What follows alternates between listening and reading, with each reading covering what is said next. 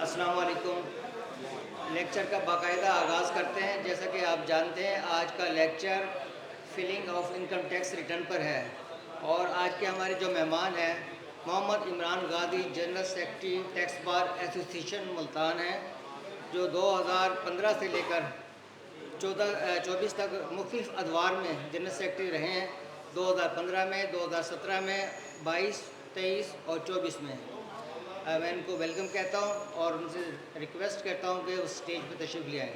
मोहम्मद इमरान गाजी advocate साहब।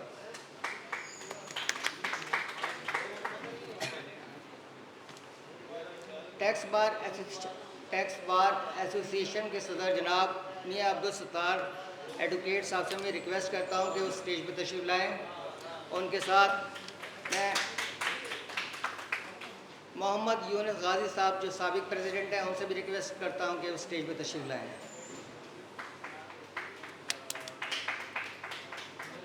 Lecture का बाकायदा आगाज़ तिलावत कलाम पाक से करते हैं और मैं तिलावत कलाम पाक के लिए मोहम्मद अबू बकर एडवोकेट से रिक्वेस्ट करता हूँ कि वो डाइस पे तशरीफ़ लाएँ और हमारे दिलों को कुरान पाक की आयत से मुनव्वर फरमाएँ। जनाब मोहम्मद अबू बकर एडवोकेट साहब।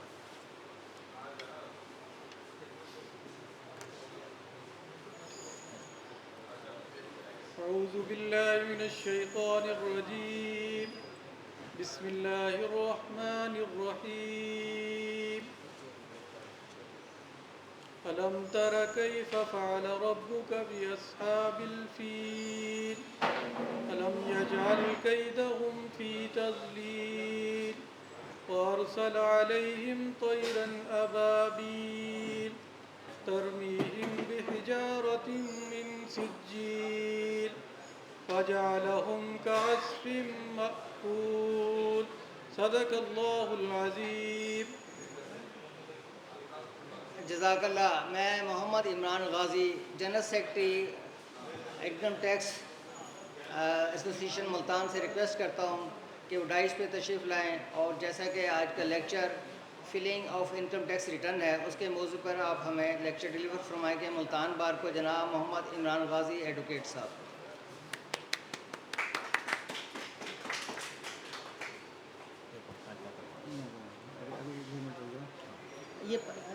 ये पंखा बंद कर दें ज़रा।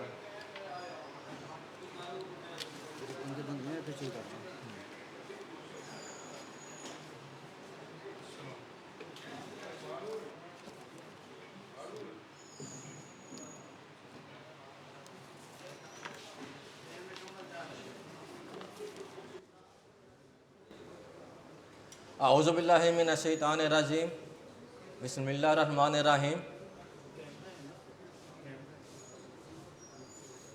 मैं जनाब सदर district bar association Mohammad Imran Khan Khakwani साहब, जनरल सेक्रेटरी सैयद आरिफ शाह साहब, नायब सदर और एजुकेशन कमेटी के चेयरमैन जनाब इफ्तिखार कुरैशी साहब, अपने प्रेसिडेंट मुल्तान टैक्स बार जनाब मियां अब्दुल सत्तार साहब, सरपरस्त आला मोहम्मद यूनुस गाजी साहब और जो मेरे सीनियर्स मुल्तान टैक्स बार, इसमें मलिक खादम हुसैन मेतला साहब, मोहम्मद एजाज़ कियानी साहब, मोहम्मद इम्तियाज़ कियानी साहब, सैयद मोहम्मद जुनैद मुमताज़ साहब और मलक मोहम्मद रफ़ीक और सैयद नसीरुद्दीन हमायूं साहब और उस्मान हादी फ़रासत भाई, इन सब और मलक मकबूल साहब, इन सब का मैं ममनून हूँ जिन्होंने मुझे ये मौका फराहम किया कि मैं आज डिस्ट्रिक्ट बार एसोसिएशन के प्लेटफॉर्म से टैक्स के मतलब आगाही प्रोवाइड करूँगा।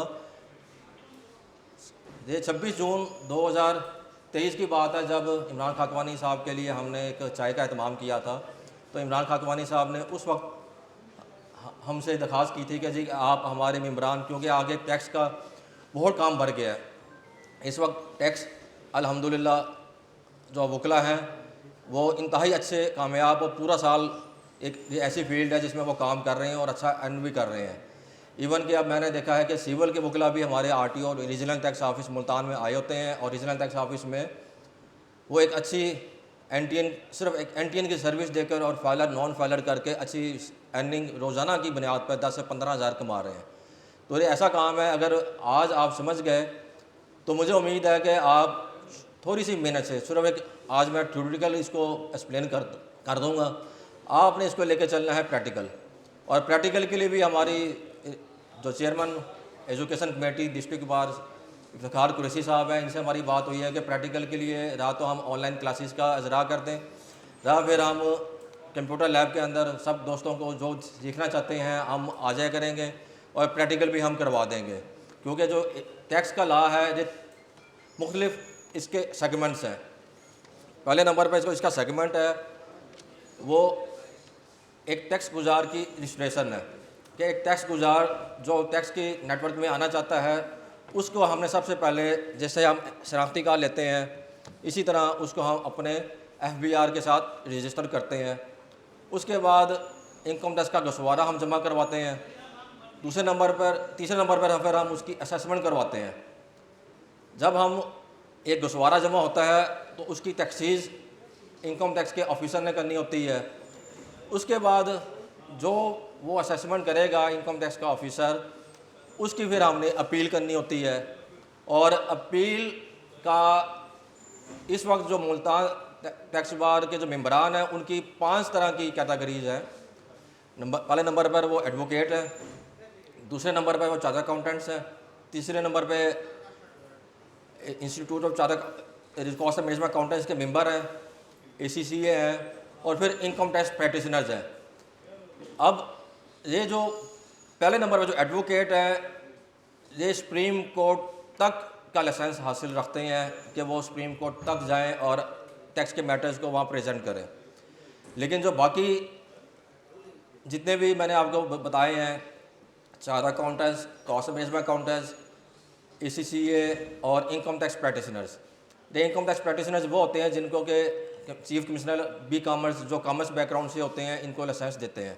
तो बेसिकली ये सारे लोग कॉमर्स बैकग्राउंड के हैं, लेकिन कॉमर्स बैकग्राउंड का FBR ने रिस्ट्रिक्शन लगा दी है कि पहले फोरम तक उन्होंने अपील के पेश होना है।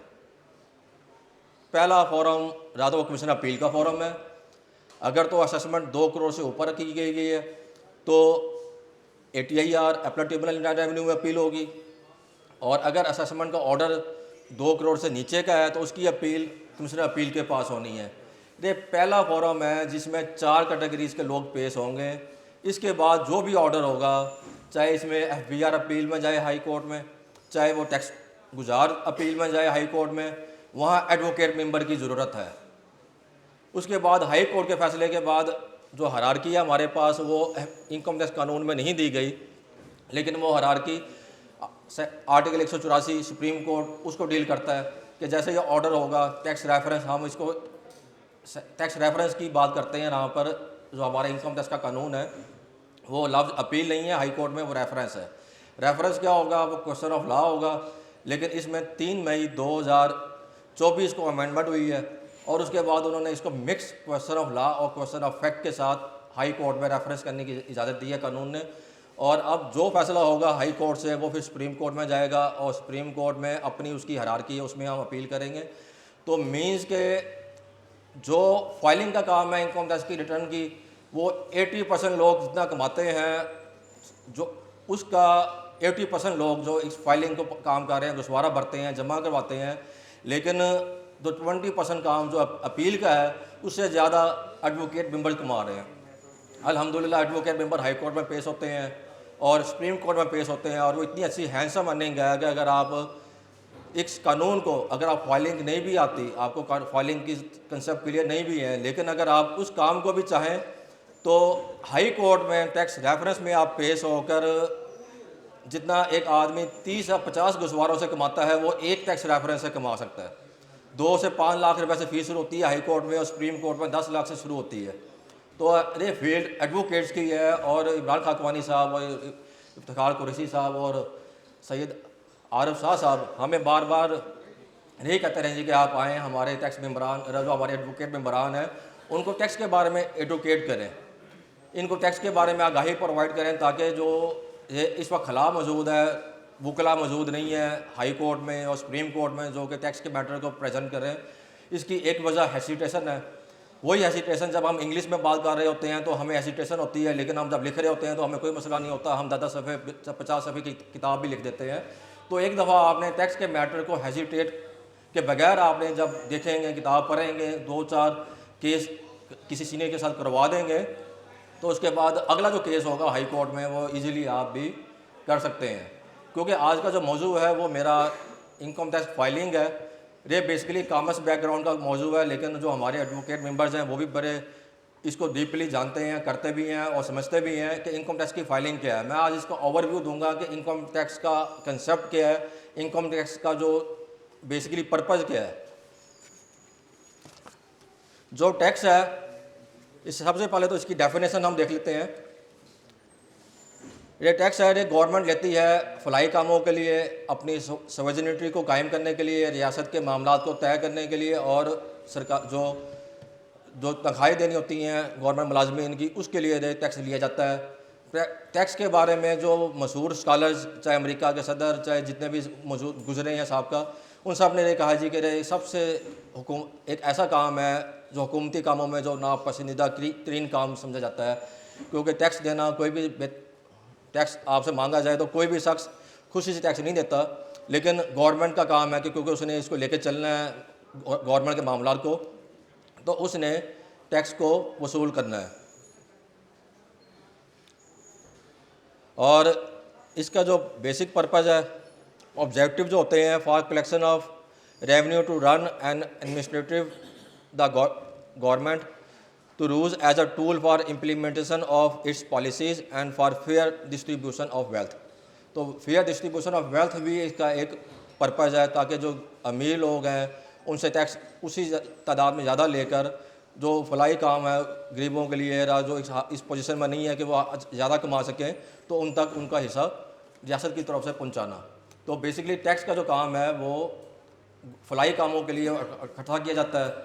इस वक्त मैं इस मौजू पर नहीं आऊँगा जी कि आज तक हमारी गवर्नमेंट ने क्या करते रहे हैं, इसका कहाँ तसर्रुफ़ किया है, कहाँ इस्तेमाल किया है, ये एक अलग टॉपिक है। लेकिन अगर हम एक जमहूरी हुकूमत है, इस्लामी हुकूमत है, तो हमारा जो टैक्स है वो यही हमें कंसेप्ट देता है जी कि टैक्स लेकर गवर्नमेंट इसको फलाई कामों पर सर्फ कर रही है। जो प्रिंसिपल है टैक्स के, इसमें जो पहला प्रिंसिपल है कि टैक्स लेने का, वो है बेनिफिट प्रिंसिपल, कि जिससे टैक्स लिया जा रहा है गवर्नमेंट उसके बदले उसको सड़कें, मोटरवेज, हॉस्पिटल्स की सर्विस, स्कूलों की फ़ीस और स्कूलों की सर्विस, ये सर्विस उसको एक बेनिफिट दे रही होती है। तो टैक्स वसूल करने का जो एक पर्पज़ है वो बेनिफिट प्रिंसिपल भी काम करता है। फिर इसके बाद है एबिलिटी टू पे प्रिंसिपल, कि जो शख्स कितना टैक्स दे सकता है उसे उसकी एबिलिटी के मुताबिक लिया जाए। ऐसा ना हो कि गरीब आदमी से ज़्यादा टैक्स लिया जाए और अमीर आदमी से कम ले, तो प्रोपोर्शनेट टैक्स होता है। और फिर इसके बाद इक्वल डिस्ट्रीब्यूशन प्रिंसिपल, के इक्वल डिस्ट्रीब्यूशन का मतलब है कि जो पूरे माशरे में जो भी डिस्ट्रीब्यूशन हुई है वो इक्वली सबको, चाहे वो अमीर है चाहे गरीब है, इसमें कोई तफरीक ना हो, इक्वली उसको उसका बेनिफिट पहुँचे। और फिर जो टैक्स की किस्में हैं, टैक्स की जो किस्म्स हैं वो बेसिकली एक है प्रोपोर्शनेट फ्लैट टैक्स। ये मुख्तलिफ इसकी टाइप्स हैं, ज़रूरी नहीं है कि ये टाइप्स मौजूद हों, लेकिन जनरली जो टाइप्स मैं आगे बताऊंगा वो इस्तेमाल होती है कि कम से गरीब से कम टैक्स लिया जाए, या कम आमदनी वाले गरीब से, तो मैं मतलब ये नहीं कि बिल्कुल ही गरीब हो, कम आमदनी वाले शख्स जो कि काबिल टैक्स आमदनी कमा रहा है उससे टैक्स उतना लिया जाए कि वो उसके हिसाब से उसको मार्जिनल यूटिलिटी हम बोलते हैं कि उसको कम से कम महसूस हो। इसका मतलब मैं इसका आसान अल्फाज मेरे समझाऊंगा, किसी के पास अगर 100 रुपये है तो हो सकता है कि वो 100 रुपये उसका कुल मजमुआ ही हो, और अगर वो ही गिर गया तो वो उसकी कुल हयात ही समझे ख़त्म हो जाती है। और अगर एक आदमी करोड़पति है तो उसके लिए 100 रुपये का गुम भी हो गया तो वो कहता है कि टाइम वेस्ट ना करें सोचने का, मैंने आगे चलना है। तो ये जो फ्लैट टैक्स है गवर्नमेंट के पास अख्तियार होता है कि चाहे गरीब है चाहे अमीर है, कम आमदनी वाला है ज़्यादा आमदनी वाला है, एक ही टैक्स लगा दे, ये भी अख्तियार होता है। उसके बाद प्रोग्रेसिव, इसके बाद रिग्रेसिव टैक्स है। रिग्रेसिव टैक्स वो किस्म है जो जहाँ पर आबादियाती जो हुकूमतें होती हैं जिस पर कब्ज़ा किया होता है वहाँ लगाया जाता है जी कि खुद तो हुकूमत, जैसे बरसगीर में अंग्रेज़ आए थे तो उन्होंने अपने ऊपर टैक्स नहीं लगाया लेकिन वाम पर ज़्यादा टैक्स लगा दी है। तो बेसिकली ये पर्पज़ ये होता है जी कि गरीब से ज़्यादा टैक्स लेना है, कम आमदनी वाले से ज़्यादा सरा से टैक्स लेना है, और जो अमीर है उससे कम सरा पे टैक्स लेना है। और फिर उसके बाद है प्रोग्रेसिव टैक्स। ये जो प्रोग्रेसिव टैक्स है, यही किस्म हमारे हर जगह पूरे दुनिया में इस वक्त काबिल अमल है कि जो कम आमदनी वाला शख्स है उससे ज़्यादा टैक्स लिया जाए, और फिर उसके बाद ज़्यादा आमदनी वाला है उससे उस परसेंटेज के हिसाब से ज़्यादा टैक्स लिया जाए। ये एक थोड़ा सा खुश्क मौजू है, मैं समझता हूँ। जहाँ पे आपका इंटरेस्ट लूज़ हो, मुझसे आपने इंटरप्ट कर देना है, पूछ लेना है, क्योंकि ये थ्योरी है, थ्योरी में आपको समझ नहीं आएगी, लेकिन जब हम प्रैक्टिकल की तरफ जाएंगे आगे, हम क्लासेस ऑनलाइन अगर जो इंटरेस्टेड, ठीक हो गया सर। बाकी मैं कोशिश करूँगा दोस्तों की तवज्जो और दिलचस्पी के लिए थोड़ा सा मौजू को क्रिस्पी बना कर रखूँ ताकि बोर ना हो, क्योंकि मैं खुद हाई कोर्ट में पेश होता हूँ, इधर सिविल कोर्ट में पेश होता हूँ, तो रहा की प्रैक्टिस कुछ और है। इधर हमें टैक्स में थोड़ा सा हमें चेंज होकर चलना पड़ता है।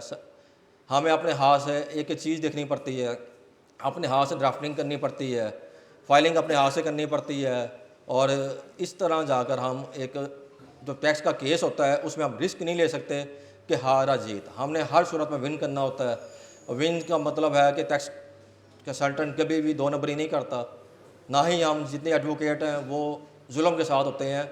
हम जुल्म के, अगर कोई जालिम भी है उसके वकील भी बनते हैं तो इसलिए बनते हैं कि उसको उसकी मकदार से ज़्यादा सज़ा ना हो जाए। तो बेसिकली हमारा भी यही काम होता है टैक्स के अंदर कि जितना उसका टैक्स का बोझ उसको लगना चाहिए था, वो उस बोझ से ज़्यादा उस पर टैक्स ना लग जाए। तो बरसगीर में ये जो टैक्स है सबसे पहले लगाया गया था 1860 में, और 1857 की जो जंग आज़ादी थी उसको अंग्रेज़ ने उसकी रिकवरी करने के लिए इसको टैक्स लगाया, और ये 5 साल रहा। इसके बाद दोबारा 1866 में दोबारा एक इनकम टैक्स बरसगीर में लगाया गया जो कि 32 साल रहा, और ये वो टैक्स है जो दोबारा लगा था, ये आज उसी शक्ल में जैसे कि प्रोग्रेसिव टैक्स है शामिल है, और इसी में एग्रीकल्चर इनकम टैक्स के ऊपर भी टैक्स का नफाज किया गया था। उसके बाद 1918 से लेकर 1979 तक, इसमें 1918 में कानून आया जो कि बाद में 1922 के कानून से तब्दील हो गया इंडिया में, और बेसिकली ये जो कानून था, ये जो वर्ल्ड वार हुई थी उसको देख के बनाया गया था। उसके अखराजात को पूरा करने के लिए पहली बार सुपर टैक्स का एक कंसेप्ट लेके आए, और फिर सुपर टैक्स का जो कंसेप्ट लेके आए थे वो था कि जितना टैक्स बन गया है, जितना टैक्स लगता है, उसके अलावा जो बहुत ज़्यादा कमाने वाले लोग हैं, जो सुपर आमदनी वाले लोग हैं, उनसे फिर सुपर टैक्स भी लिया जाए।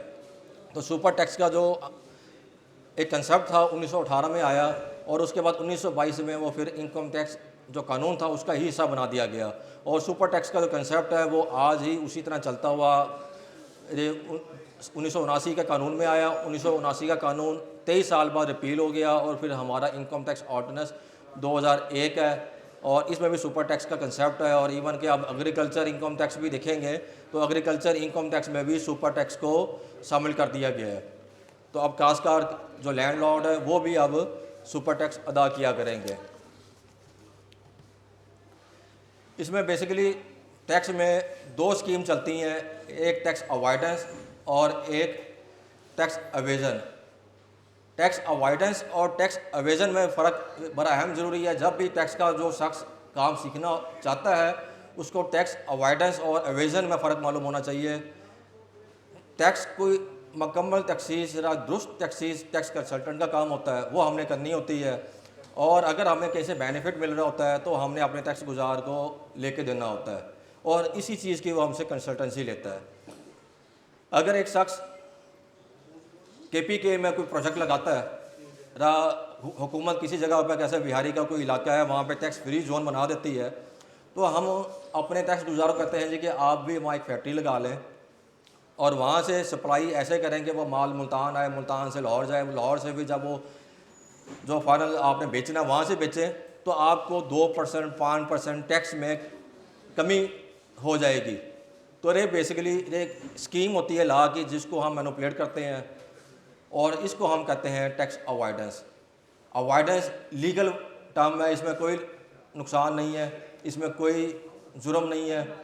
अगर किसी मुल्क से आप माल मंगवा रहे हैं, इंपोर्ट कर रहे हैं, और वो इंपोर्ट करते हुए माल जब पाकिस्तान आ रहा होता है तो पता लगता है जी कि रास्ते में अगर चाइना के ज़रिए अगर वो हम इनवाइस बनवा लें तो चाइना की कंपनी की इनवाइस हमें टैक्स में छूट मिल जाएगी, कस्टम में छूट मिल जाएगी। तो हम क्या करते हैं कि जनूबी कोरिया से जो सामान चला है वो चलते चलते जब चाइना पहुंचेगा तो हम चाइना से इनवाइस बनवा लेंगे। पहले चाइना में हम कंपनी खोल लेंगे और चाइना में हमारी मौजूदा जो चाइल्ड कंपनी होगी वो माल ले लेगी वहाँ से, और फिर वही माल हमें पाकिस्तान में या मुल्तान लाहौर हम जहाँ बैठे हैं वहाँ सप्लाई कर देगी। तो उसमें हमें टैक्स में हो सकता है कि हर कंसाइनमेंट पे हमें करोड़ों रुपए का फ़ायदा हो जाए, तो वो टैक्स अवॉइडेंस है। ये एक लीगल टर्म है। लेकिन दूसरी तरफ हम आते हैं टैक्स एवेजन। एवेजन का मतलब है कि टैक्स को चोरी करना, जानबूझ कर टैक्स को कम जमा करवाना। आप जो इनकम टैक्स का ऑर्डिनेंस 2001 है, इसमें बेसिकली जो अख्तियार दिया गया है टैक्स की कैलकुलेशन का, असेसमेंट का, वो टैक्स गुजार के पास है। इसको हम कहते हैं सेल्फ असेसमेंट स्कीम। इस सेल्फ असेसमेंट स्कीम के तहत एक टैक्स गुजार खुद अपनी स्कीम, अपनी जो टैक्स की टैक्सीस है वो खुद करता है, और ख़ुद करने के बाद वो FBR में अपना गुस्वारा जमा करवाता है, और कमिश्नर उसका एक डीम ऑर्डर, डीम मतलब है कि फिक्सन ऑफ लॉ है, एक लॉ के मुताबिक ऑर्डर उसने कमिश्नर ने नहीं किया, कोई ऑर्डर पास नहीं किया, लेकिन कानून के तहत ये समझा जाएगा, तसव्वुर ये होगा कि ऑर्डर उसके हक़ में हो गया है, तो वो 120 का उसका ऑर्डर कर देगा। जो 120 का ऑर्डर होगा वो बाद में फिर ऑफिसर अगर उसमें समझेगा कि उसके पास ऐसी कोई मालूमात आ गई हैं कि वो समझता है जी कि इसने प्रॉपर अपना रिकॉर्ड नहीं दिखाया और अपनी तखसीस इसने प्रॉपर नहीं की, तो फिर वो उसकी अमेंडमेंट ऑफ असेसमेंट कर सकता है।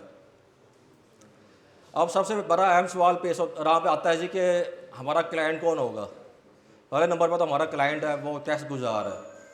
अच्छा, टैक्स गुजार राह पर पाकिस्तान की आबादी 25-26 करोड़ हो गई है, जिसमें से हर शख्स अल्हम्दुलिल्लाह साहिब रोज़गार है, कमा भी रहा है।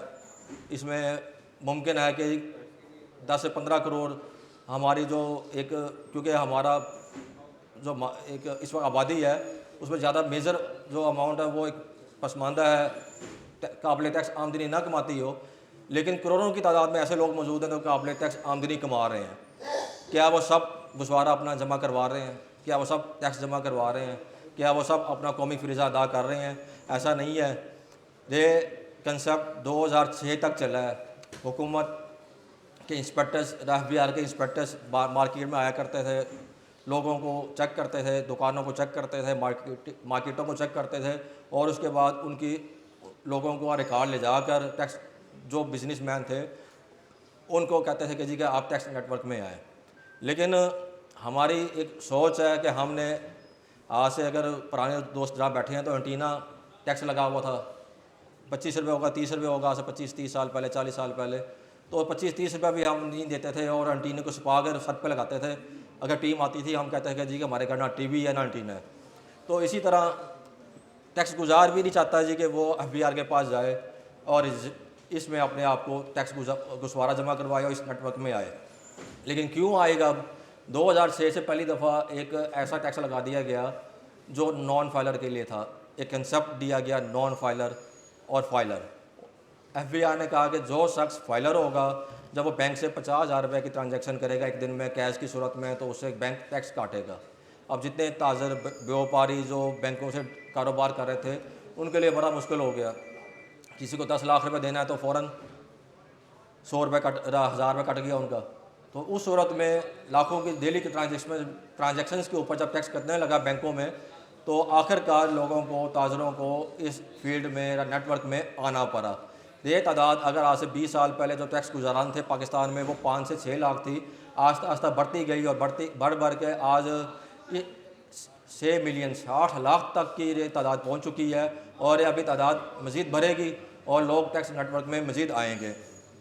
सबसे बड़ा जो उनको नुकसान हुआ, अब जो मौजूदा 2-3 सालों में जो एक पेशरफ्त हुई है, एक सेक्शन नया इंट्रोड्यूस कराया गया, और उस सेक्शन के तहत अब FBR इन जो नॉन फाइलर होगा, और FBR समझता है जी कि इस शख्स को अपना गुस्वारा जमा करवाना था लेकिन इसने अपना गुस्वारा जमा नहीं करवाया, तो उसकी सिम भी बंद कर सकता है, उसका बिजली का बिल जो मीटर है, सुई गैस का मीटर है, यूटिलिटीज़ मीटर जितने भी हैं वो भी उनको क्लोज कर सकता है, और साथ में उसका बरोने मुल्क सफ़र के ऊपर भी पाबंदी लगा सकता है। यानी ऐसी कंडीशन लगाई गई है जिसके बाद हर शख्स अब कोशिश करता है कि फाइलर हो जाए। तीसरे नंबर पर जितना नॉन फाइलर होगा वो पहले बैंकों पर सिर्फ टैक्स लगाया गया था नॉन फाइलर के लिए, आस्ता आस्ता ये तादाद ये जो टैक्स इसकी बढ़ती गई। जो कंपनियों को जो कंपनीज़ हैं उनको पाबंद किया गया कि जब भी वो कोई ट्रांजैक्शन करेंगी किसी नॉन फाइलर के साथ तो उसका टैक्स अगर उन्होंने काटना है 4% तो वो 8% काटेंगे, डबल टैक्स कर दिया। और उसके बाद जो आखिरी जो जिसके ऊपर इस वक्त 60 लाख की तादाद में लोग गए हैं वो फाइलर नॉन फाइलर का कंसेप्ट प्रॉपर्टी ख़रीदने और बेचने पर है। जब भी कोई शख्स प्रॉपर्टी ख़रीदेगा या बेचेगा तो उस पर टैक्स देगा। अगर तो वो फाइलर होगा, पहले शुरू में 1% था, फिर 2 हुआ, अब 3% है, तो 3% वो टैक्स देगा अगर फाइलर है। लेकिन अगर वो शख्स जो एक प्रॉपर्टी को ख़रीदने आया है, बेचने आया है, अगर वो नॉन फाइलर है तो फिर ये टैक्स 9% से 12%, 15% तक चला गया है। और अगर 1 करोड़ की प्रॉपर्टीज़ है तो इसका मतलब है कि 15 लाख रुपया तो उसका टैक्स चला गया। तो नॉन फाइलर की सूरत में तो वो बचाने के लिए भी अब लोग जो रजिस्ट्रार साहब के पास प्रॉपर्टी अपने बेचने आते हैं या ख़रीदने आते हैं तो सबसे पहले वो वहीं पर कचहरी में ही आकर इसी ऑफिस में वकला का रब्ता नंबर लेकर वकला का रब्ता करते हैं और फाइलर होने के लिए अप्लाई करते हैं। और ये जो फाइलर का कंसेप्ट है ये फिर वहाँ से शुरू होता है और ये वकला के लिए आमदनी का ज़रिया है। इस वक्त अल्हम्दुलिल्लाह मैं रीजनल टैक्स ऑफिस में मैंने ज़िंदगी में नहीं देखा था, लेकिन इस वक्त रोज़ के नए से नए 4-5 रोज़ नए चेहरे वकला के मुझे देखने को मिलते हैं। टैक्स ऑफिस में आते हैं, लोगों का एनटीएन बनवाते हैं और एनटीएन बनवाने के बाद अगर उनके पार्टिकल चेंज करवाने हैं, कोई अपना एफबीआर का पासवर्ड भूल गया है वो चेंज करवाना है, वो एफबीआर में आते हैं और डेली का 10 से 15 हज़ार रुपये तो सिर्फ एनटीएन एक रजिस्ट्रेशन नंबर, जैसे हम कहते हैं कि आपने शनाख्ती कार्ड नंबर लेना है, एफबीआर से भी हमने एक शनाख्त लेनी होती है। उस शनाख्ती अलामत को हम एनटीएन बोलते हैं, नेशनल टैक्स नंबर। उस नेशनल टैक्स नंबर की मद में वो कमा रहे हैं। तो मेरा यहाँ पर मौजूद जितने भी वकला हजरात हैं उनको ये आज का मकसद, क्योंकि ये बड़ा खुश टॉपिक है, मैं आपको कानून पढ़ाने लग जाऊँगा, यहाँ पर कानून की बातें भी हम करेंगे, लेकिन मैं सिर्फ ओवरव्यू आज देना चाहता हूँ कि आप किस तरह टैक्स को आप अपने इस जो कचहरी में बैठे हैं आप या हाई कोर्ट की प्रैक्टिस कर रहे हैं तो इसको कैसे आगे ले जाकर अपने अंदर मज़ीद एक रेवेन्यू का ऑप्शन खोल सकते हैं। इसमें जो बेसिकली इनकम टैक्स है, सबसे पहले तो हमने एनटीएन लेना है। अब एनटीएन लेने की जो रिक्वायरमेंट है वो 2 हैं। एक राह तो वो बिजनेसमैन होगा, राह वो शख्स तनख्वाहदार तबके में से होगा। अगर तो वो तनख्वाहदार है तो वो जब आपके पास आएगा तो आपसे उसने पूछना है कि मुझे क्या डॉक्यूमेंट चाहिए कि मैं आपको प्रोवाइड करूं और मुझे एनटीएन नंबर ले दें ताकि मैं अपना फाइलर का स्टेटस ले सकूं। उसके लिए आपके पास जब वो शख्स आएगा तो आपने उसको नहीं पता दो चीज़ें मांगनी है। एक तो उसे आपने एम्प्लॉयर का सर्टिफिकेट मांगना है कि आपका एम्प्लॉयर कौन है और वो एम्प्लॉयर सर्टिफिकेट अपना लेके आएगा। दूसरा उसे शनाख्ती कार्ड मांगना है और उसके साथ उसका मोबाइल नंबर और ईमेल। इस वक्त जो एफबीआर का सारा सिस्टम डिजिटलाइज हो चुका है और एफबीआर क्या जो 90% काम ऑनलाइन जो वेबसाइट है उसमें हो रहा है। तो एनटीएन आप वहीं बैठेंगे, उसका मोबाइल नंबर देंगे और मोबाइल नंबर उसके नाम से उसके शनाख्ती कार्ड पर रजिस्टर होना भी ज़रूरी है ताकि किसी दूसरे शख्स का एनटीएन मैं ना बनवा सकूँ। कॉन्फिडेंशियल है रिकॉर्ड, सेक्शन 218 है वो कॉन्फिडेंशियलिटी 216 है सॉरी, वो कॉन्फिडेंशियलिटी को डील करता है। एफबीआर का रिकॉर्ड ऐसा नहीं है कि आपका कोई स्पाउस है जिसके झगड़ा हो गया आपका कंपटीटर है वो ले सकता है, बिल्कुल नहीं ले सकता। अगर कोई शख्स एफबीआर से जाकर कोई रिकॉर्ड लेता है तो अगर कोई मुलाजिम इसमें मुलव्वस पाया गया एफबीआर का तो उसको 2 साल कैद और 5 लाख जुर्माना ये सेक्शन 198 में उसकी प्रोसिक्यूशन भी दी गई है। तो ये बिल्कुल ये बात का एतमाद आपने रखना है कि एफबीआर में जो रिकॉर्ड आपका जमा हो गया है वो कॉन्फिडेंशियल होगा। ऐसे ही जैसे आपका शनाख्ती कार्ड की मालूमात है वो बड़ी कॉन्फिडेंशियल है। कोई शख्स भी जाकर किसी के शनाख्ती कार्ड की डुप्लिकेट उसकी मालूमात नादरा से नहीं ले सकता, इसी तरह वो एफबीआर से भी नहीं ले सकता। तो इसलिए जो मोबाइल सिम है वो आपके नाम से होना ज़रूरी है ताकि ये चीज़ क्लैरिफाई हो जाए कि जो शख्स नया एनटीएन अप्लाई कर रहा है या अगर वो पार्टिकुलर चेंज करने के लिए या पासवर्ड भूल गए हैं उसके लिए अप्लाई कर रहा है तो शनाख्ती कार्ड नंबर उसके नाम से मैच करता हो। और फिर उसके पास 2 कोड आएंगे, एक ईमेल पर और एक मोबाइल नंबर पर। वो 2 कोड वो 4 डिजिट के होंगे, वो आपने देने हैं एफबीआर की वेबसाइट पे और टैक्स पेयर की रजिस्ट्रेशन वहाँ मुमकिन हो जाएगी।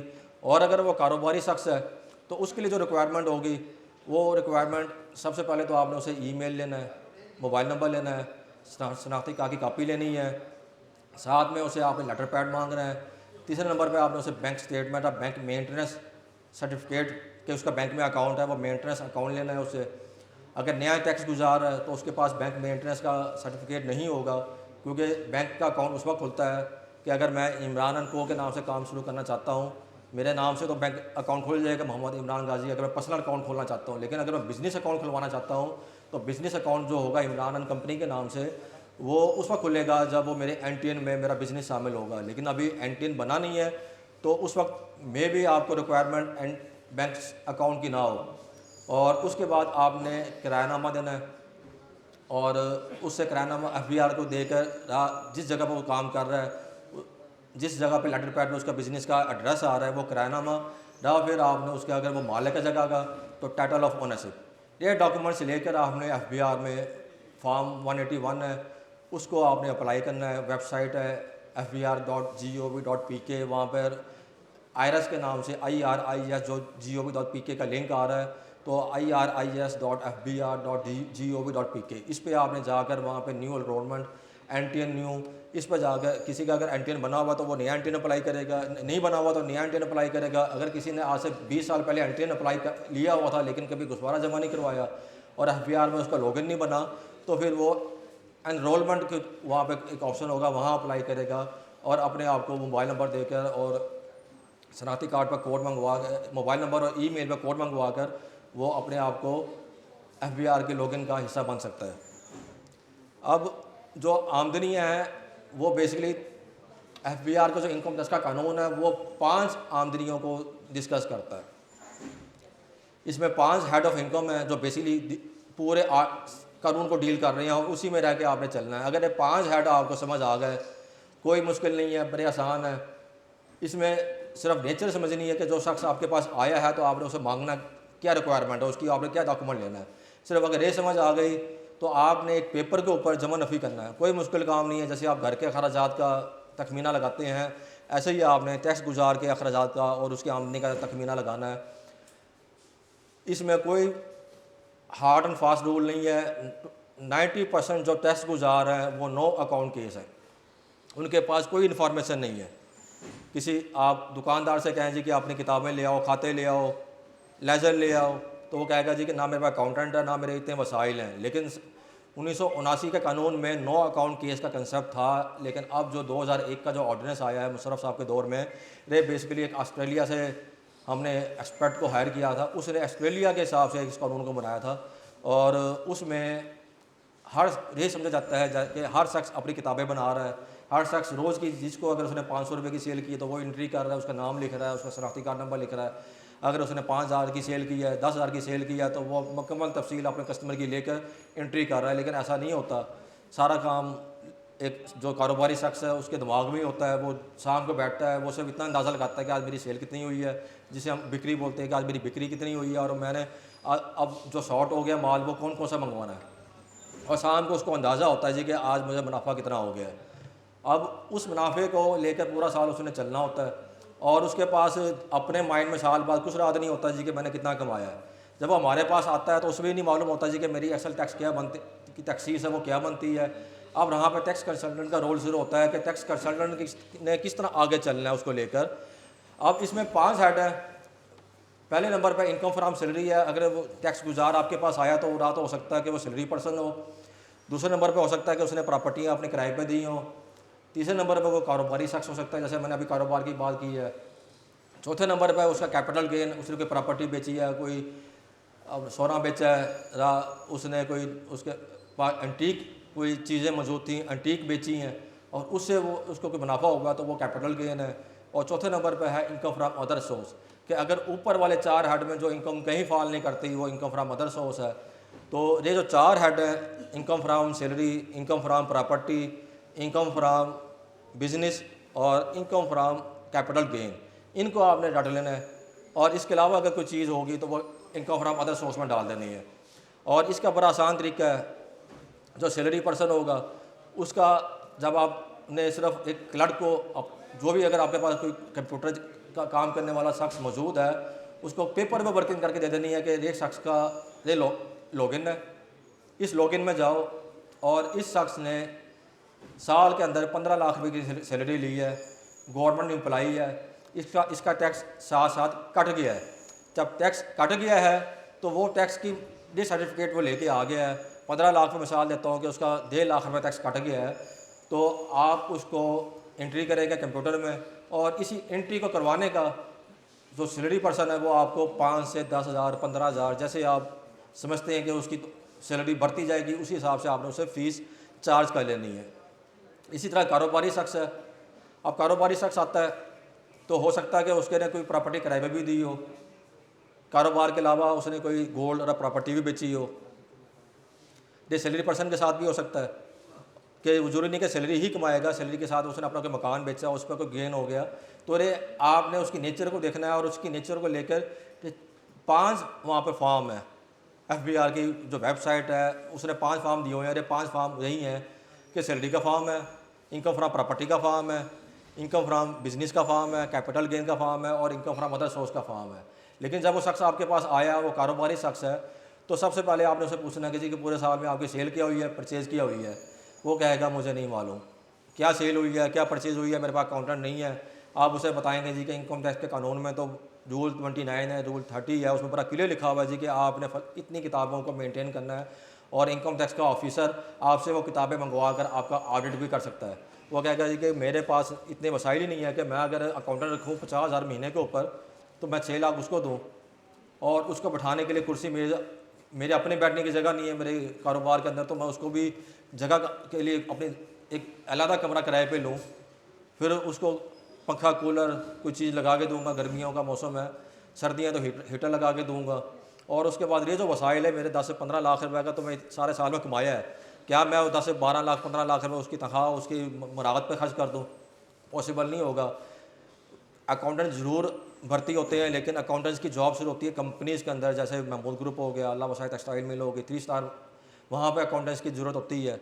वहाँ अकाउंटेंट्स जॉब भी करते हैं, वहाँ प्रॉपर आपको अकाउंट्स भी मेंटेन, आपको एक एक चीज़ रिकॉर्ड, एक एक ट्रांजैक्शन की डिटेल भी मिलेगी, वो प्रॉपर अपनी किताबें भी मेंटेन करते हैं। लेकिन जो कारोबारी आप शख्स है, या एक ज़मींदार आता है आपके पास, वक्त ज़मींदार सेक्शन 41 में एग्जाम्प्ट है, उसको जब 1973 का आइन बना था तो उस वक्त फेडरल लॉ से निकाल कर उसको प्रोविंशियल लॉ में डाल दिया गया था। पहले तो फेडरल में था 1973 के आइन से पहले। जब 73 का आइन आया, अब रे जो प्रोविंशियल टैक्स है रे जो बेसिकली एग्रीकल्चर टैक्स है, ये प्रोविंशियल का डोमेन है। चारों सूबे हैं वो प्रोविंशियल जो एग्रीकल्चर टैक्स है वो चारों सूबे अपने अलग-अलग ले रहे हैं। 1997 से वो टैक्स लगा हुआ है पाकिस्तान पंजाब के अंदर। तो अब एक लैंडलॉर्ड आता है आपके पास, वो कहता है जी कि मैंने प्रॉपर्टी ख़रीदनी है, बेचनी है, मुझे फाइलर करते हैं। तो बड़ा सीधा सा काम है, आपने उससे 10,000 रुपये फ़ीस लेनी है, और उसकी एग्रीकल्चर इनकम का एक कॉलम बना हुआ है, वहाँ पे लिखना है जी कि एग्रीकल्चर इनकम इस शख्स ने 12 लाख कमाई है और 20 लाख कमाया है, और उस एग्रीकल्चर इनकम के ऊपर आप उस शख्स को फाइलर करके उसे फ़ीस ले लेंगे, और वो शख्स जाएगा अपनी जो उसने प्रॉपर्टी बेचनी है, ख़रीदनी है, वो फाइलर के स्टेटस के साथ सिंगल टैक्स के अंदर 3% टैक्स है रेट इस वक्त, उस 3% के अंदर रहकर वो अपना ये सारा काम अपनी प्रॉपर्टी को फालतू टैक्स दिए बगैर ख़रीद भी लेगा, बेच भी लेगा। तो एग्रीकल्चर अगर आपके दोस्त जानने वाले हैं, उनको रब्ता करें जी कि हम आप सर्विस दे रहे हैं टैक्स की, आप आएँ और हमसे आगे फाइलर का स्टेटस ले लें, तो लोग आएंगे आपके पास।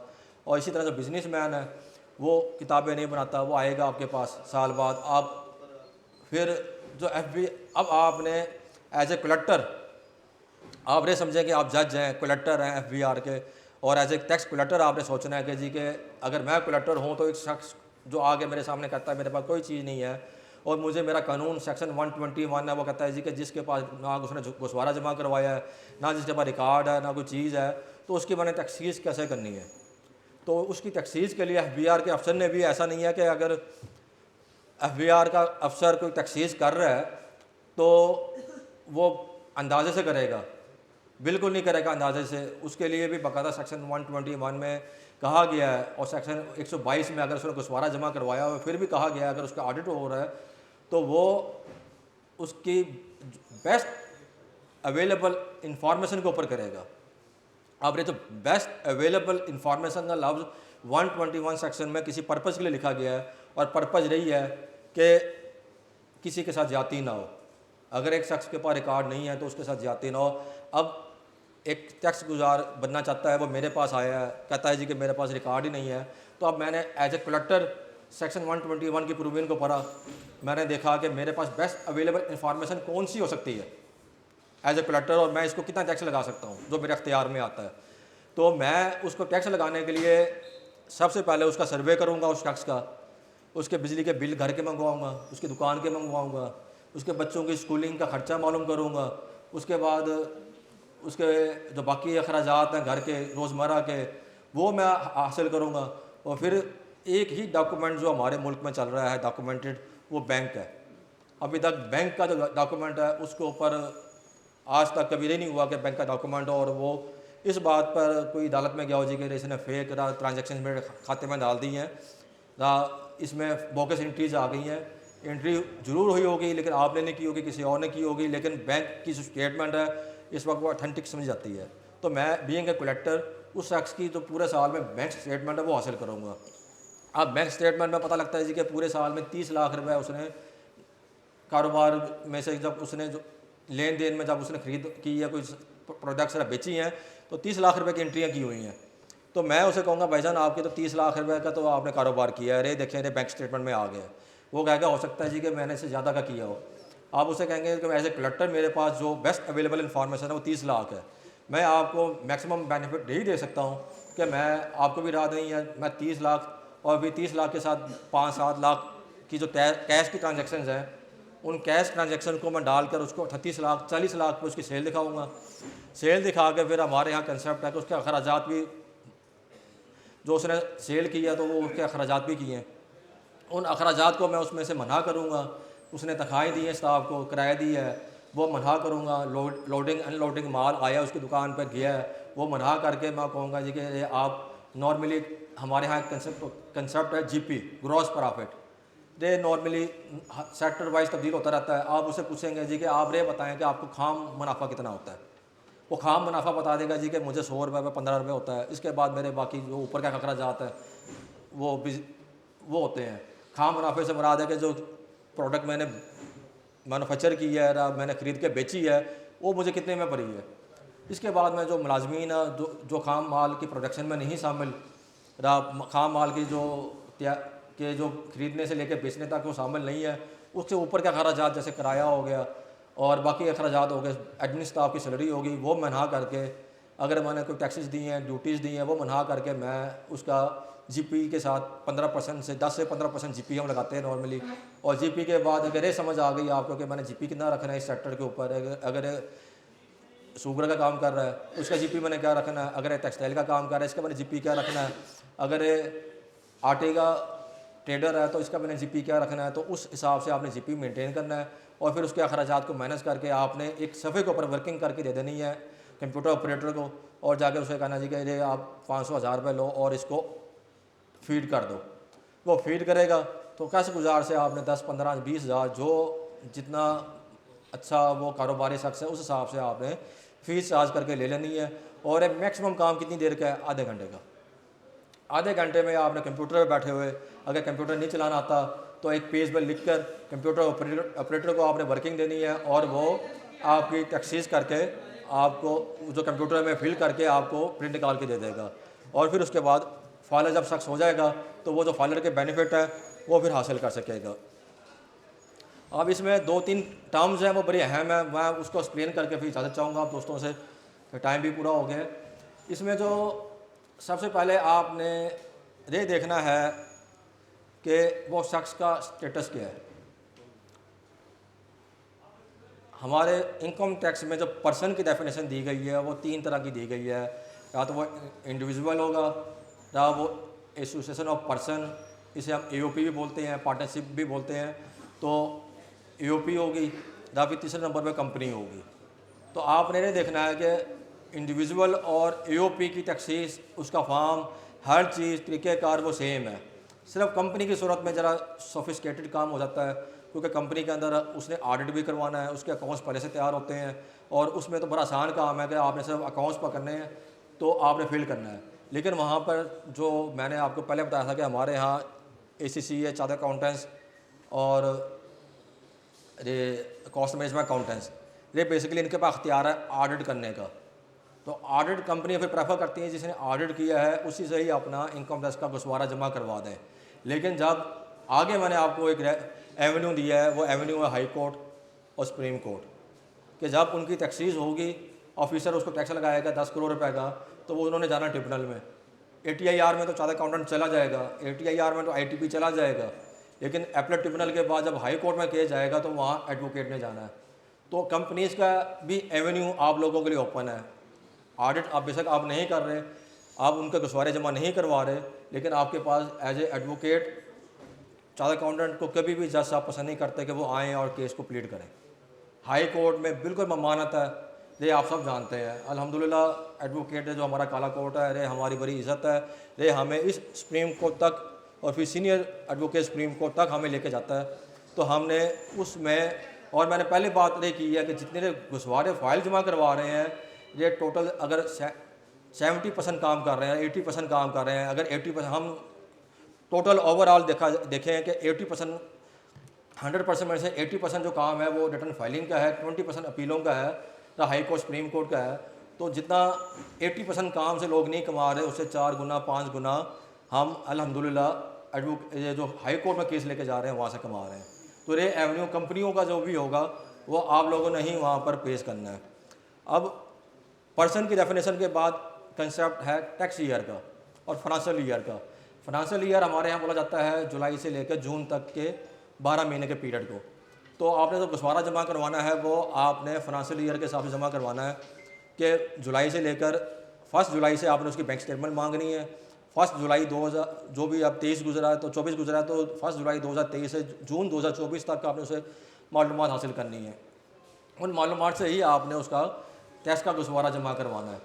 और उसमें फिर आ जाता है टैक्स ईयर। टैक्स ईयर है जो 12 महीने हैं, ये फाइनेंशियल ईयर को ही बेसिकली अगर आम अल्फाज में समझा जाए, अगर स्पेशल ईयर को अभी मैं एक्सप्लेन नहीं करता, तो ये 12 महीने ही टैक्स ईयर है। और इसी टैक्स ईयर का ही आपने रिकॉर्ड लेना है और रिकॉर्ड लेकर आपने गुस्वारा जमा करवाना है। और उसमें एज ए कलेक्टर मैंने पहले कहा है कि आपने सबसे पहले वो अपने आप खुद एज ए कलेक्टर बन के सोचना है, और वो फिर बेस्ट अवेलेबल इंफॉर्मेशन जो कलेक्टर के पास जा सकती हैं उसकी बेस पर वो आपने हासिल करके उसका गुस्वारा आपने उसकी सेल परचेज और अखराजात निकाल के, बिजली के बिल वाला के दे देगा, आपको प्रोडक्शन के बिल ला के दे देगा, सैलरी का रिकॉर्ड ला के दे देगा, अपने मुलाजमीन के शनाख्ती कार्ड ला के देगा, सैलरी स्लिपें ला के देगा, बैंक स्टेटमेंट ला के देगा, आपने उसका गुस्वारा जमा करवा देना है। और उसके बाद फिर हमारा एक कंसेप्ट है रेसिडेंट इंडिविजुअल यहाँ पर और नॉन रेसिडेंट इंडिविजुअल। अब पर्सन 3 तरह के हैं, इंडिविजुअल, AOP, कंपनी। इसमें मैं जो रेसिडेंट इंडिविजुअल है और नॉन रेसिडेंट जिसे हम कहते हैं NRP, नॉन रेसिडेंट पाकिस्तानीज़, अगर कोई शख्स पाकिस्तान से बाहर है तो उसको कुछ फैसिलिटीज़ दी गई हैं, उस फैसिलिटीज़ को भी आपने मद्देनज़र रखना है। अगर आपके पास ऐसा शख्स आता है जो कि 183 दिन पाकिस्तान में नहीं रहा, 183 दिन से ज़्यादा किसी दूसरे मुल्क में जॉब कर रहा है, काम कर रहा है, तो उस शख्स को आपने नोट कर लेना है। ये बड़ा अहम है। उसको 2 बेनिफिट हासिल है, मैं वो दोनों बेनिफिट आगे बताऊंगा। और फिर 183 दिन के साथ साथ एक कंडीशन और भी है, और वो एक कंडीशन है जी कि अगर वो शख्स गवर्नमेंट की तरफ से, किसी फेडरल गवर्नमेंट की तरफ, हमारे पाकिस्तान की फेडरल गवर्नमेंट की तरफ से अगर ब्यूरोक्रेट बाहर के मुल्क गया हुआ है, तो अगर वो उसको आपने बाहर के मुल्क जाने पर, किसी ऑफिशियल असाइनमेंट पर जाने पर आपने उसको नॉन रेसिडेंट नहीं करना, वो पाकिस्तान का रेसिडेंट ही होगा। और इसमें अब एक नई कंडीशन भी लगा दी है कि लोग इसका गलत बेनिफिट भी ले रहे थे, और वो उन्होंने ये कहा जी कि अब जो 183 दिन बाहर होगा वो तो पाकिस्तान में नॉन रेसिडेंट है भी, लेकिन अब उसके लिए किसी दूसरे मुल्क का भी रेसिडेंट होना ज़रूरी है। ऐसा नहीं है कि जी कि मैं 15 दिन जापान में रहा, 2 दिन चाइना में रहा, फिर उसके बाद हर 15 दिन का टूर है मेरा पूरे दुनिया के, मैं 100 मुल्कों में घूम के मैं कहूँ जी कि मैं तो पूरा साल पाकिस्तान से बाहर रहा हूँ। अब वो रेसिडेंट नहीं होगा, नॉन रेसिडेंट नहीं कहलाएगा। नॉन रेसिडेंट उसी सूरत में होगा जब वो इतना स्टे किसी मुल्क में करेगा, दूसरे मुल्क में, कि वो उस मुल्क का रेसिडेंट तस्वर हो। पाकिस्तान में इस जो रेसिडेंट बनने के लिए जो मियाद है वो 182 दिन है। अगर एक शख्स 182 दिन पाकिस्तान में रहता है तो वो दूसरे मुल्क के लिए नॉन रेसिडेंट होगा, लेकिन पाकिस्तान के लिए वो रेसिडेंट होगा। अब नॉन रेसिडेंट को क्या बेनिफिट हासिल है तो नॉन रेजिडेंट की जो आमदनी है वो दो तरह की होती है, एक पाकिस्तान सोर्स और एक फ़ॉरेन सोर्स। अब जो नॉन रेजिडेंट है वो पाकिस्तान सोर्स अगर उसकी आमदनी है तो नॉन रेजिडेंट उसके लिए तो वो पाकिस्तान में टैक्स देगा, लेकिन अगर उसकी फ़ॉरेन सोर्स कोई आमदनी है तो वो पाकिस्तान में टैक्स नहीं देगा। दूसरी सूरत में जब रेजिडेंट पर्सन है अगर उसकी पाकिस्तान सोर्स आमदनी भी है तो वो उस पर भी टैक्स देगा, और फ़ॉरेन सोर्स आमदनी है तो वो भी पाकिस्तान में उस पर, अगर उस मुल्क में टैक्स नहीं कटा तो पाकिस्तान में टैक्स देगा। और इसके बाद रेजिडेंट कंपनी का भी डेफिनेशन दी गई है वो भी, और रेजिडेंट ईओपी की भी है कि अगर बाहर की कोई कंपनी जिसका कंट्रोल पाकिस्तान में से पाकिस्तान से बाहर कोई कंपनी है जिसको पाकिस्तान से लोग कंट्रोल कर रहे हैं तो वो नॉन रेजिडेंट कंपनी कहलाएगी।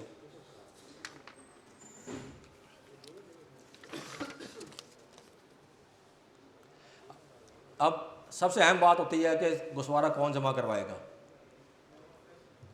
अब एक तो फॉलर नॉन फॉलर वाली तो मैंने बात कर दी कि वो शख्स आएगा कि जो फॉलर होना चाहता है वो तो आपके पास अल्टीमेटली आएगा, लेकिन कानून में अगर एफबीआर का जो ऑफिसर है वो किसको पूछ सकता है जी कि आपने गुस्वारा क्यों नहीं जमा करवाया। अब आपके पास तो ज़मींदार भी आ रहा है, आपके पास तो वो शख्स भी आ रहा है जो कि लो आमदनी वाला है लेकिन वो 3% अपना बचाना चाह रहा है प्रॉपर्टी खरीद और फरोख्त के ऊपर, कि जी मेरा 3% तो टैक्स लगे लेकिन ऊपर जो 12%, 9% मुख्तलिफ रेट है 15% तक तो वो ना लगे, तो वो बचाने के लिए तो आ रहे हैं आपके पास। जो अब आप ये उनको तो फाइल कर देंगे, लेकिन बीइंग ए कलेक्टर ऐसे कौन से लोग हैं जिनका ये अफराद वो कौन से हैं जो कि अपना गुस्वारा जमा करवाएंगे, वो मैं तफसील बता देता हूँ। इसमें कंपनी, तमाम तरह की कंपनियाँ जो भी हैं वो अपना गुस्वारा जमा करवाएंगी, उनके लिए कोई माफ़ी नहीं है, उनकी चाहे वो काबिल टैक्स आमदनी है कि नहीं है। काबिल टैक्स आमदनी का मतलब है कि इस वक्त पाकिस्तान में 6 लाख तक की अजम्पशन है, 6 लाख तक ज़ीरो रेट है, इसके ऊपर उस शख्स ने अपना टैक्स अदा करना है, उसका कौमी फ्रीज़ा है। तो 6 लाख से ऊपर अगर कंपनी की आमदनी 1 लाख भी है, 50,000 भी है, 10,000 भी है तो उसने अपना गुस्वारा जमा करवाना है। और फिर उसके बाद कंपनी के अलावा जो शख्स जो कि पिछले सालों में गुस्वारा 2 सालों में जमा करवाता रहा है उसके लिए ज़रूरी है कि वो गुस्वारा जमा करवाए। अगर उसने नोटिस नहीं दिया, अगर किसी का बिज़नेस डिसकंटिन्यू हो गया है तो वो 2 साल तक अपना एक तो नोटिफिकेशन देगा कि मेरा बिज़नेस डिसकंटिन्यू हो गया, अब मैं रिटायरमेंट की लाइफ घर गुजारूंगा, मेरे बच्चे कारोबार अब संभालेंगे, तो वो शख्स भी 2 साल तक अपना गुस्वारा जमा करवाएगा। इसके बाद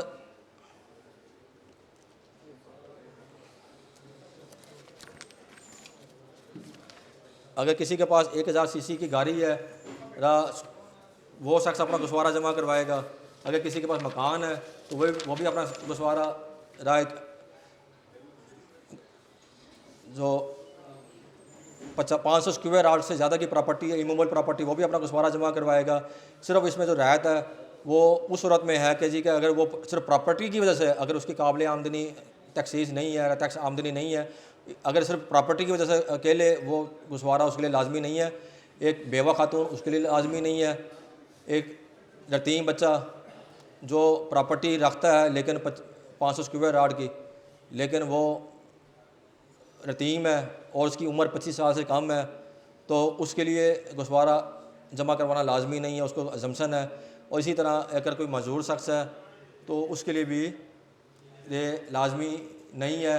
और इसी तरह अगर कोई शख्स 500 स्क्वायर यार्ड का प्रॉपर्टी पाकिस्तान में रखता है और वो पाकिस्तान से बाहर उसका नॉन रेजिडेंट स्टे है 183 दिन से ज़्यादा और वो किसी दूसरे मुल्क का उस मुल्क की रेजिडेंट की डेफिनेशन में भी आता है, तो उसके लिए भी अगर सिर्फ प्रॉपर्टी की सूरत में कि वो 500 स्क्वायर जो यार्ड है उससे ज़्यादा अगर उसके पास प्रॉपर्टी है तो उस सूरत में गुस्वारा उसने अपना जमा नहीं करवाना। और फिर इसके बाद आखिरी कंसेप्ट है वेल्थ स्टेटमेंट। जब आप गुस्वारा जमा करवाते हैं तो एफबीआर ने साबका 15 सालों से लाजमी कर दिया है कि हर शख्स 2006 से मेरे बाद ख्याल मेरा उसके बाद से लाजमी कर दिया है कि हर शख्स अपनी वेल्थ स्टेटमेंट देगा। वेल्थ स्टेटमेंट तखमीना होता है मुकम्मल अपनी ज़िंदगी का कि मैंने पूरे साल में क्या, पूरी ज़िंदगी में क्या कमाया है, उससे मैंने क्या हासिल किया, क्या बनाया है, वो आपने उसकी प्रॉपर्टी की तफसील है, उसने कोई इंश्योरेंस करवाई है, किसी को उधार दिया हुआ, किसी से गिफ्ट लिया है, किसी को गिफ्ट प्रॉपर्टी दी है, वो तमाम तफसील। जैसे एक सरकारी मुलाजम साल बाद अपनी आमदनी का अपने वसाइल का अपने वेल्थ का एक हिसाब देता है गवर्नमेंट को, इसी तरह वो शख्स भी जो चाहे वो अपने इनकम टैक्स का गुस्वारा जमा करवा रहा है तो वो लाजमी देगा। अगर इसमें अगर कोई माफ़ी है तो वो नॉन रेजिडेंट को है। बाकी पाकिस्तान में हर शख्स ये अपनी वेल्थ स्टेटमेंट जमा करवाएगा। इसके साथ किसी का दोस्त का कोई सवाल हो।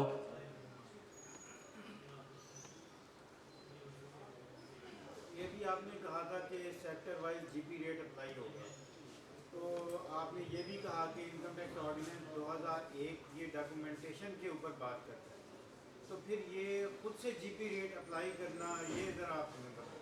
हाँ, इसमें दो बातें हैं। पहली बात तो मैंने पहले क्लियर किया कि आपके पास रिकॉर्ड नहीं है।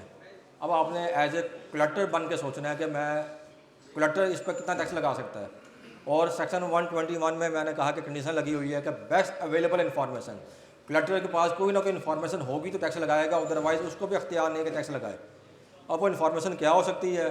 वो आपके बिजली के बिल हैं, घर के पता लगेगा कि आपके बिजली का बिल 20 लाख रुपए आए हुए हैं, तो इसका मतलब है कि आपने इसे 20 लाख से ज़्यादा ही कमाया होगा।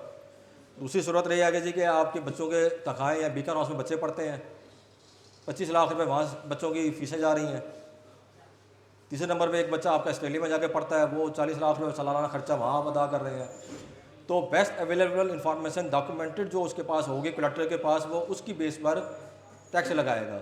और फिर जब आपके पास, क्योंकि मेरे पास मैं टैक्स कंसल्टेंट हूँ, मैंने तो इनकार नहीं करना अपने क्लाइंट को जी कि मैं आपका गुस्वारा नहीं पढ़ता, पहले किताबें बनवा के लाओ।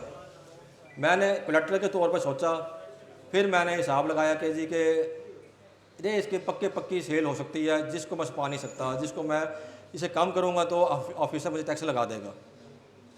मैं कहता हूँ जी कि मेरी पूरे, मैं अगर लिख दूँ, मैं वकील हूँ, मेरा काम है कि उसको अच्छी एडवाइस करना। मैं वहाँ लिख दूँ कि इसने 50 लाख रुपए की सेल की है, 40 लाख रुपए के अखराजात हैं, 10 लाख रुपए कमाया जिससे घर का चूल्हा जलाया, अब उसमें से भी उसने कुछ बचाया साल के बाद, वो वेल्थ स्टेटमेंट में सारी तफसील आती है। लेकिन कलेक्टर पता करता है, वो कहता जी कि आपका एक बेटा तो ऑस्ट्रेलिया पढ़ता है, इंग्लैंड में जाके पढ़ रहा है, उसके 40 लाख रुपए का रिस्क सबूत है मेरे पास, आपने पैसे भेजे हैं, कहाँ से पैसे आपने कमाए हैं? बीकन हाउस में 2 बच्चे पढ़ते हैं, घर का बिजली का बिल है वो 30 लाख रुपए आपके आए हुए हैं, तो इन 30 लाख रुपए को कहाँ से आप अदा कर रहे हैं? तो वो सारे अखराजात जो है उसका आपने तखमीना लगा के उसके हिसाब से फिर आपने मुनाफा भी उतना ही दिखाना है कि वो सारे अखराजात उसके घर के कवर हो जाए। अगर वो पता लगा जी उस शख्स ने 2 करोड़ रुपए की प्रॉपर्टी खरीद ली है, पैसे कहाँ से आए? बाजी कारोबार से लिए हैं, अल्लाह की देन है, अल्लाह की देन है तो हुकूमत तो मांगेगी।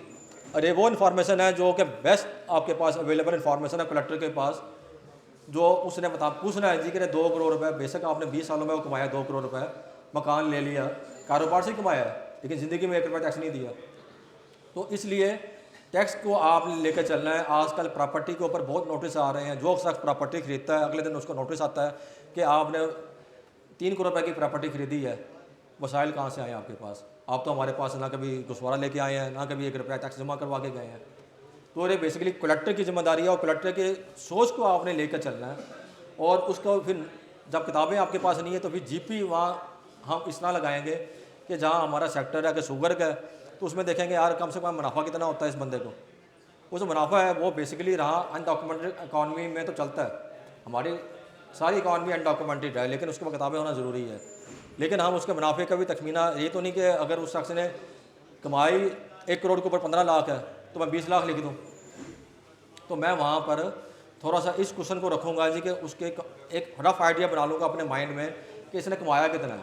फिर मैं उसके अखराजात देखूँगा पूरे साल के, उन अखराजात को कवर करके मैं फिर उस शख्स का टैक्स उसको आमदनी बना के दूंगा। उस आमदनी पर 2 लाख बनता है टैक्स, 3 लाख बनता है, 5 लाख बनता है, 10 लाख बनता है। मैं उससे कहूँगा जाएँ, ये चलान है आपके पास, और जाएँ और जमा करवा दें। अच्छा जी, अब स्टेज पर चले और वैसे बता रहे हैं चलेगा।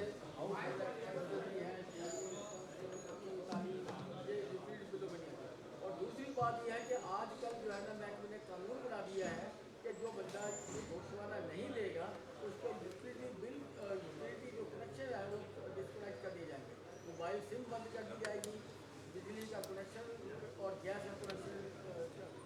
कानून बन चुका है लेकिन अभी अमल दरामद अभी शुरू हो रहा है, तो पिछले सालों में करा दिया।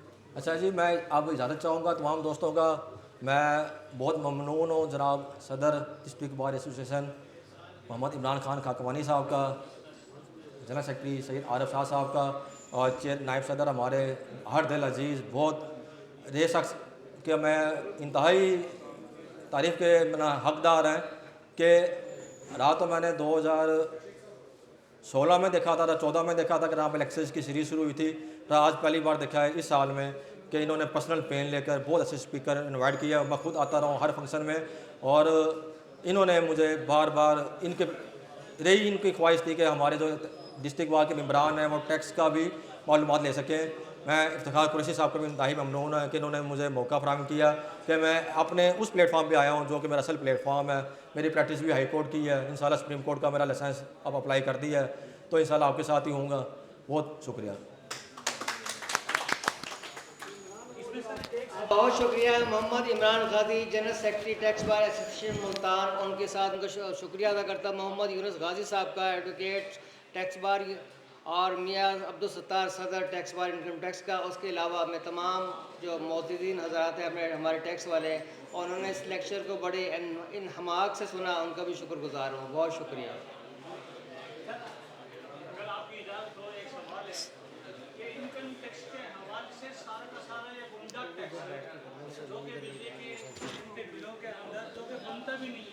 हमारे घरों में खाने को रोटी नहीं है, बच्चों की तालीम के लिए वो कुछ नहीं है, और ये कि सारा का सारा जो गुंडागर्दी का टैक्स ये बिजली के ऊपर और फूल गैस के ऊपर लाकर जब हम इन महकमे के पास जाते हैं, पेट्रोल का भी दाम ले लेंगे। जी जी, ये सारा का सारा आ गया।